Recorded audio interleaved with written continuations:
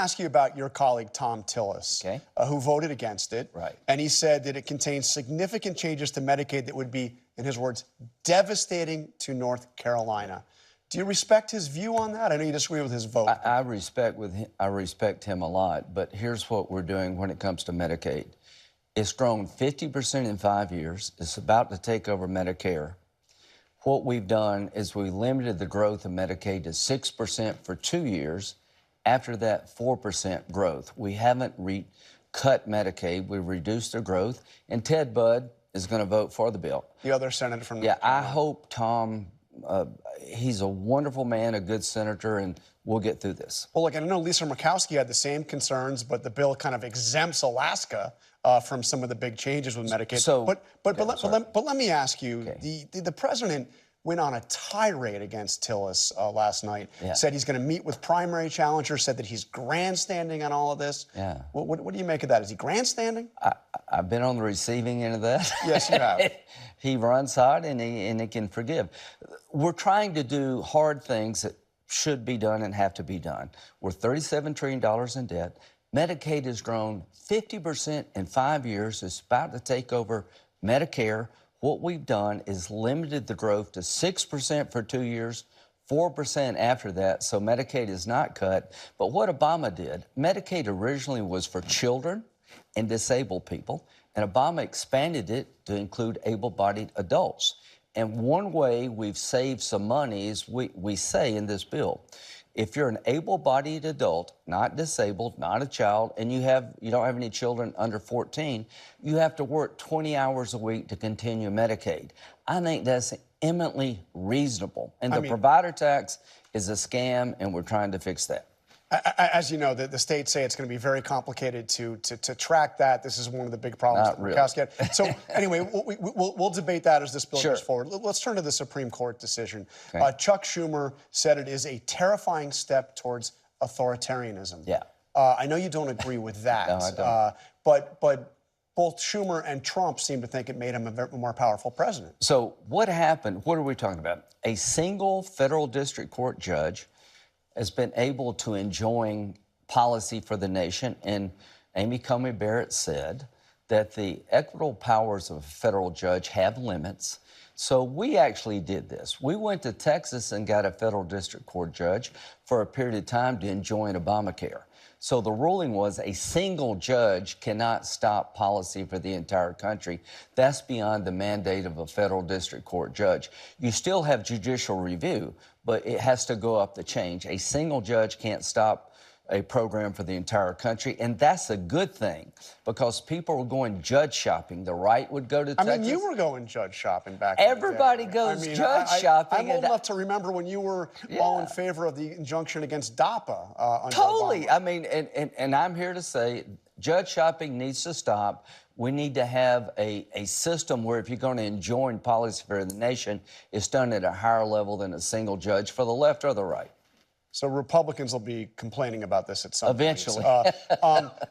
Let's turn to Iran. I want to play something that President Trump had to say Friday. Listen to this.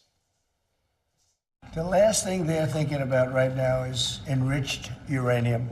They're not thinking about what they want to do is they want to get back to life, and they do want to meet me, and we'll do that quickly.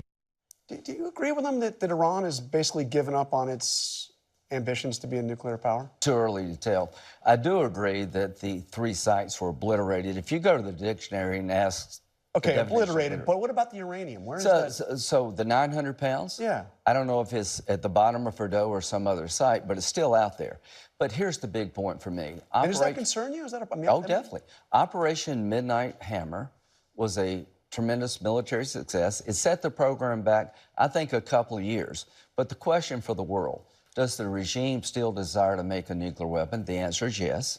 Do they still desire to destroy Israel and come after us? The answer is yes. Until that changes, we've got to keep we're in trouble. But the president seems to say, look, they're done with that. Now we're just They're going to move on. done with that enrichment program, but they're not done wanting to destroy Israel or trying to come after us. They're rounding up their citizens by the thousands. Yeah. They're executing people. They're trying to Anybody who they think could have been There's a purge going on Yeah. in Iran. So when you're sitting down and talking to the Iranians, you got to remember, as you talk to them, they're slaughtering their own people to stay in power. So is it a mistake to sit down and talk to them? I think here's the requirement to sit down and talk. They have to say, for the first time, the Iranian regime, we recognize Israel's right to exist. We don't like the state, we don't like what they do, but we recognize Israel has the right to exist as a people, the state of Israel does. If they can't say that, you're never going to get a deal worth a damn. So before you sit down with the Iranians, make them say publicly for the first time, Israel has a right to exist, and if they can't say that, that tells you all you need to know about who you're dealing with. Because the president suggested he was ready to lift sanctions. He wants to have trade deals with changed Iran. And all that. that. I know he stepped back on that, but if there's negotiations, I do not believe it's fair 80 years after the Holocaust to put the Jewish state in a room full of religious Nazi Ayatollah types. No matter what you give them, they still want to kill you. So to start these negotiations, let's start with the proposition that the Ayatollah is rejecting his past policy of killing all the Jews and destroying Israel. If the Ayatollah can't say to the world, we no longer wish to destroy Israel even though we have differences with them, then how can you get a good deal if the guy that you're dealing with wants to kill you? Now, I want to ask you about Russia, because you're pushing this bill to impose severe new sanctions on Russia. Have you gotten Trump on board with Big breakthrough here. So what does this bill do? If you're buying products from Russia and you're not helping Ukraine, then there's a 500% tariff on your products coming to the United States. India and China buy 70% of Putin's oil. They keep his war machine going. My bill has 84 co-sponsors. It would allow the president to put tariffs on China and India and other countries to get them, stop them from supporting Putin's war machine to get him to the table. For the first time yesterday, the president told me. You were playing golf with him. Yeah, I was playing golf with him. He says, it's time to move your bill. There's a waiver in the bill, Mr. President. You're in charge of whether or not it's to be implemented. But we're going to give President Trump a tool in the toolbox he doesn't have today. After the July break, we're going to pass a bill that would allow the president. And he's going to sign it. Yeah, I think we're in good shape. But he has a waiver. It's up to him how to impose it. But we're trying to get Putin to the table. Very quickly before you go, the administration has forced the resignation of the president of the University of Virginia.